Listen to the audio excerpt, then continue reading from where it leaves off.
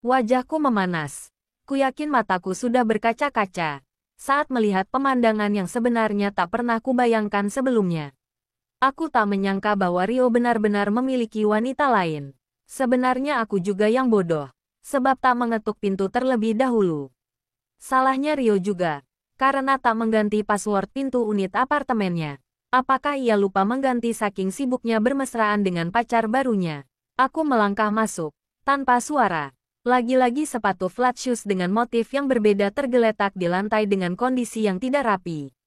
Biasanya benda tersebut nangkring di rak sepatu. Bisa dilihat bahwa pemiliknya terburu-buru melepas sepatu tersebut. Kulangkahkan kaki masuk ke dalam apartemen laki-laki itu. Aku masih berpositif thinking. Siapa tahu saja perempuan tersebut adalah asisten baru Rio. Namun, saat kakiku sudah berpijak di ruang tamu, telingaku tak sengaja mendengar suara desahan yang kuyakini adalah suara seseorang yang bersenggama. Apakah Rio melakukan hal yang seperti itu? Suara tersebut berasal dari kamar utama. Segera kubuka pintu ruang kerja Rio, dan tidak mendapat seseorang di sana. Hanya komputer yang sedang menyala dengan satu gambar karakter anime yang belum selesai diwarnai. Dengan melihat fakta ini, aku yakin bahwa Rio lah orang yang ada di balik kamar tersebut. Tidak mungkin kan? Wanita itu berteriak keenakan tanpa ada yang membuatnya merasakan hal itu. Segera kulangkahkan kakiku dengan cepat dan keluar dari apartemen tersebut. Sepertinya Rio memang bukanlah laki-laki yang tepat untuk diriku. Apakah ia pergi karena aku tak akan mau melakukannya sebelum menikah? Aku selalu menjaga harta yang paling berharga yang ada di tubuhku. Meski janda, aku masih bisa membanggakan diriku karena masih terjaga dan belum tersentuh. Lebih baik janda tapi perawan, daripada gadis rasa janda bukan. Aku menghibur diri sendiri dan segera menekan tombol lift, menunggu pintu besi tersebut terbuka. Suara penanda pintu lift terbuka membuatku mengangkat pandangan dan menatap ke depan. Aku jelas terperanjat kaget saat melihat siapa orang yang ada di dalam sana. Tante Rara, Caca menghambur ke pelukanku saat aku masuk ke lift. Tante kok di sini? Apa tante juga tinggal di apartemen ini? Tanyanya penasaran. Aku menggeleng pelan lalu menatapnya penuh kasih sayang. Tidak, Caca. Tante baru saja mengunjungi teman tante. Ya, aku baru saja mengunjungi teman yang sedang menikmati surga dunia. Tante, temani Caca jajan ya. Ia menarik tanganku dengan pandangan pupi eyesnya, membuatku tak bisa menolak. Ya tante, Caca senang banget kalau tante mau menemani Caca. Tanpa sadar aku mengangguk sehingga membuatnya girang. Maaf Yara, sudah merepotkan kamu. Brian membuka suara. Tidak apa-apa Pak, saya senang kok. Saya seperti bawa dua anak ya. Apalagi kamu manggil saya Bapak. Saya kelihatan tua Yara.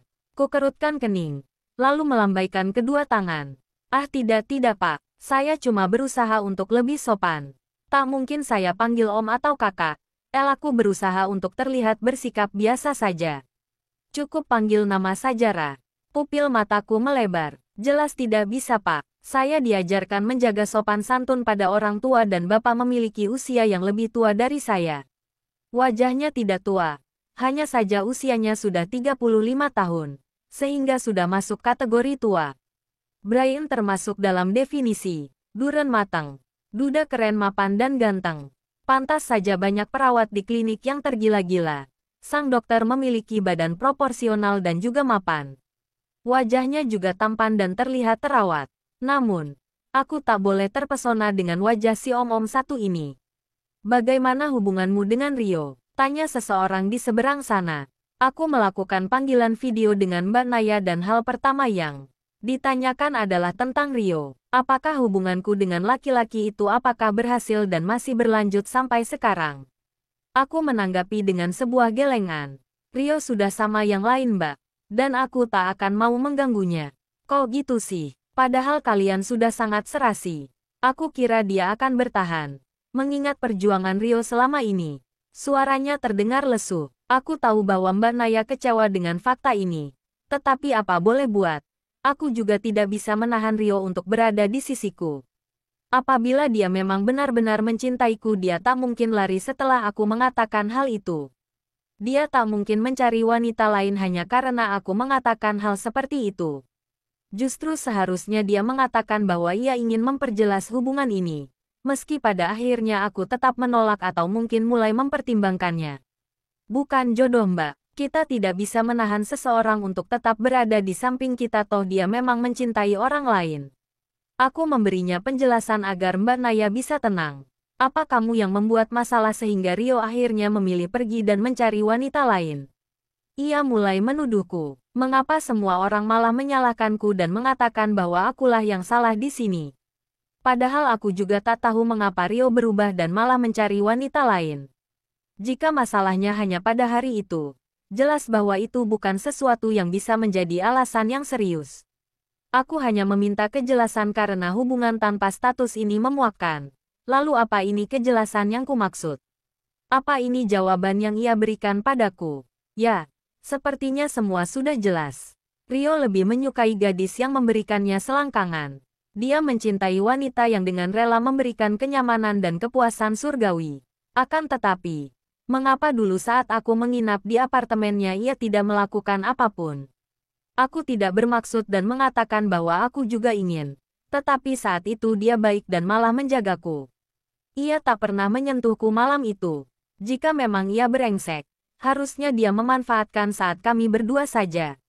Apa selama ini dugaan aku salah? Atau Rio memang menyembunyikan sifat aslinya jika di hadapanku? Namun untuk apa? Apa dia menganggapku bodoh? Sehingga ia bisa melakukan semuanya dengan mudah. Apa selama ini dia juga sering melakukan hal itu di belakangku? Tetapi ia mengatur waktu bertemu dengan kekasihnya saat aku tidak datang ke apartemennya. Mbak, aku tidak memiliki masalah apapun. Justru Rio yang tiba-tiba berubah seperti itu, membuatku bertanya-tanya apa sebenarnya kesalahanku. Jangan menghakimiku Mbak, aku tidak salah. Suaraku bergetar dan aku pun meneteskan air mata. Mengapa tidak ada satupun keinginanku yang tercapai?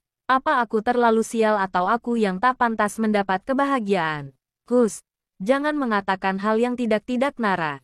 Kamu berharga dan kamu tidak sial. Jangan berkecil hati dengan dirimu sendiri. Jangan pernah merendahkan dirimu sendiri. Kamu juga berharga untuk kami. Aku menggeleng dan meneteskan air mata. Aku tidak berharga untuk ayah. Potongku secepat kilat. Nara, jangan berkata seperti itu. Ayah cuma tidak ingin terjadi apa-apa denganmu. Ayah takut jika kamu begadang, menulis sampai tengah malam. Ia juga selalu bertanya apa kamu makan dengan teratur. Apa kamu tidur dengan teratur? Apa kamu hidup bahagia di sana sendirian? Ayah juga ingin kamu hidup bahagia. Kamu tidak tahu. Jika sebenarnya ayah cukup sengsara karena kamu bercerai. Ayah sering bertanya padaku bahwa bagaimana kehidupanmu sekarang. Jadi jangan marah dengan ayah. Di hadapanmu memang ia bersikap keras. Tetapi sebenarnya ayah juga sangat peduli padamu. Mbak Naya mengembuskan napas. Hanya saja cara penyampaiannya yang agak berbeda dari orang lain. Air mataku semakin menetes dan tangisanku menjadi histeris.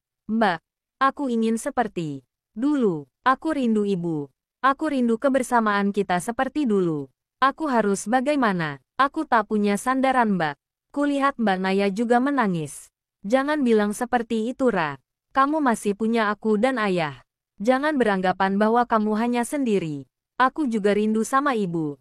Rindu keharmonisan seperti dulu lagi. Jadi jangan merasa sendiri karena kau masih punya keluarga. Aku ingin pergi saja Mbak. Aku tak memiliki tujuan hidup lagi. Aku lelah dengan semuanya. Suaraku semakin sulit untuk keluar. Kata-kataku terbata-bata dan napasku sudah semakin sesak. Ra, jangan jenuh dengan kehidupanmu ini. Jangan patah semangat dengan semua cobaan yang kau terima. Tuhan tidak akan memberikanmu sebuah cobaan yang tidak bisa kau lewati. Ingat, jika kau kehilangan arah, maka mintalah petunjuk kepada Tuhan. Semua masalah akan terselesaikan dan kau pasti memiliki jalan keluar. Tuhan mungkin memberikan cobaan karena ia sayang padaku. Tetapi mengapa cobaan yang kudapatkan bertubi-tubi seperti ini? Apa dengan membuatku sengsara membuktikan bahwa Tuhan sayang padaku? Mengapa Tuhan tidak membuatku bahagia saja? Sehingga aku bisa yakin bahwa kasih sayangnya memang berlimpah. Mengapa Tuhan justru memberikan ujian untuk membuktikan bahwa aku sanggup dan layak dicintai olehnya? Aku kembali duduk di pojok kafe Odia. Menikmati vanilla latte dan cake stroberi dengan topping keju. Sejak tadi ku tatap layar laptop yang menyala. Tak ada yang bisa kutulis. Tak ada yang bisa dijadikan bahan untuk melanjutkan ceritaku kali ini. Otakku buntu dan pikiranku tak bisa berfungsi dengan normal. Aku mengembuskan napas kasar dan menyandarkan punggungku ke sandaran kursi. Mengapa aku cukup lelah akan semuanya? Aku bosan dengan kehidupanku sendiri. Apa salahku sehingga Tuhan tak pernah memberiku skenario yang mampu membuatku bahagia? Aku tahu bahwa aku bukanlah pemeran utama di hidup ini. Mungkin aku hanya pemeran pendukung yang tak terlihat dan hanya berada di urutan paling belakang. Ku pejamkan mata dan mengatur ritme napas yang sejak tadi tak teratur. Terdengar suara decitan kursi dan lantai sehingga aku segera membuka mata. Hai, selamat sore.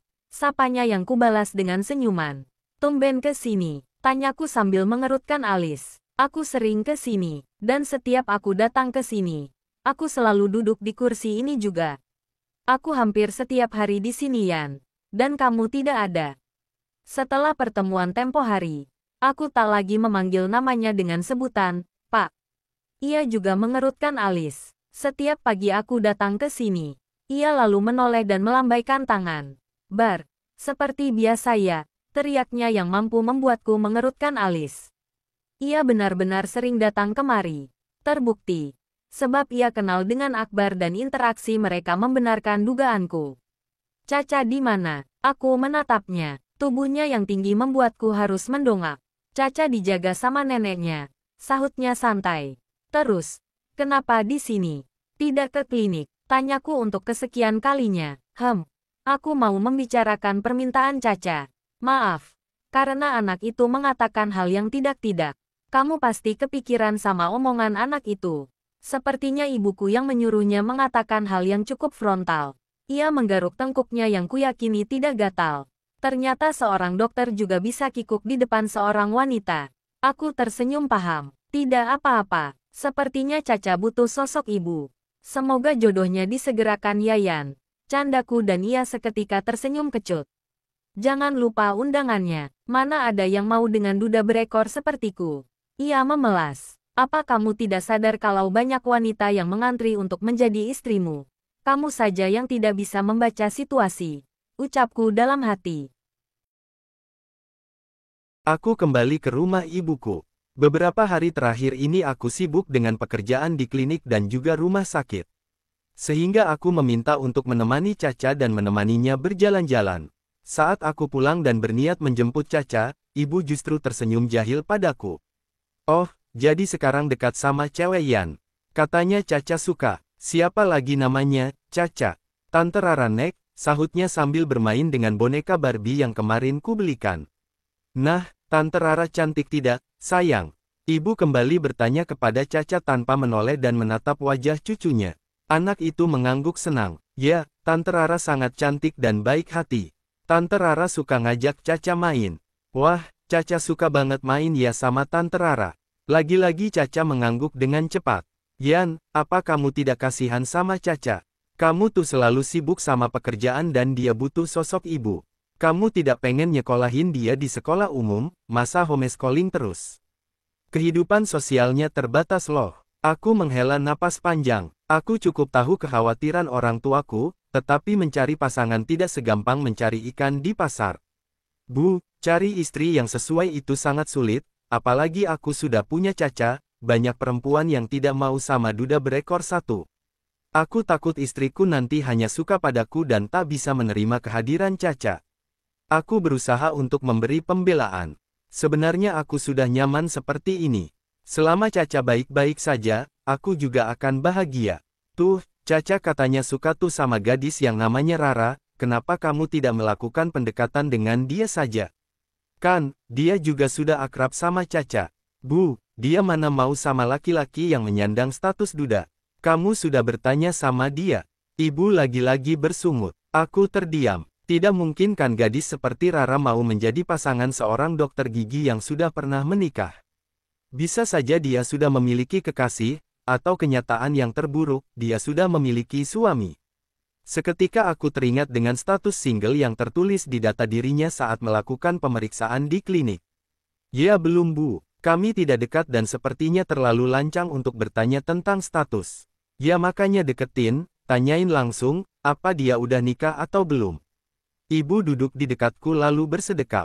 Jangan nanti-nanti Yan, usia Caca sudah hampir 6 tahun dan kamu belum menikah lagi. Selagi dia masih gampang menerima sosok ibu yang baru. Meski perkataan ibu ada benarnya, tetap saja aku tak akan bertanya kepada Nara tentang rencana ibu. Sepertinya sangat tidak sopan jika kau bertanya tentang kehidupan yang bersifat privasi. Padahal, kami baru beberapa kali bertemu. Yan, ibu tidak memaksa tapi pikirkan kehidupan Caca, ia butuh sosok ibu yang mampu membimbingnya. Apalagi anakmu perempuan, sehingga contoh yang baik pun adalah seorang ibu. Ibu kan ada, jadi ibu bisa menjadi contoh untuk Caca. Ngeyel banget sih Yan, ibu mana bisa jagain Caca. Ibu sudah tua renta dan tidak sanggup kalau Caca sudah lari-larian ke sana kemari. Aku tahu bahwa itu hanya alasan ibu saja. Yan, 2 minggu lagi Caca ulang tahun, ajakin Rara ya. Ibu mau lihat calon mantu.